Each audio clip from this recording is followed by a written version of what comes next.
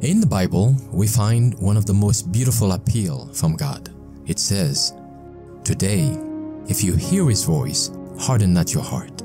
Would you like to spend this day with God? Listen to this devotional. This Day with God, a devotional by Ellen G. White. Give as you have received. Freely ye have received, freely give. Matthew 10, verse 8. Unexpected talent will be developed in those in the common walks of life.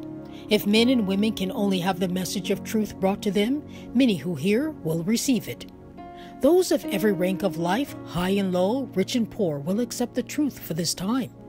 Some who are regarded as uneducated will be called to the service of the Master, even as the humble, unlearned fishermen were called by the Savior. Men will be called from the plow, as was Elijah, and will be moved to take up the work that God has appointed them. They will begin to labor in simplicity and quietness, reading and explaining the Scriptures to others.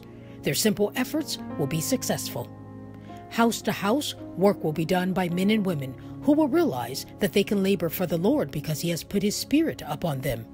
As they go forth in humble faith, Christ will impart to them grace that they will impart to others. The Lord will give them the same love for perishing souls that He gave to the disciples of old. In the future, human beings through whom angels can work will accept the truth. In the past, heavenly messengers have worked in cooperation with human agencies, giving them a force of language and power of influence that has furnished persuasive argument which has reached the citadel of the soul. The labors of apparently illiterate, unlearned men often have a wonderful influence for good. None who catch the divine rays of the Sun of Righteousness will lack for fitting words. It is not to be oratory, as the world counts oratory, but heavenly eloquence. They will speak words that will go direct to minds, awakening conviction and causing their hearers to ask, "What is truth?"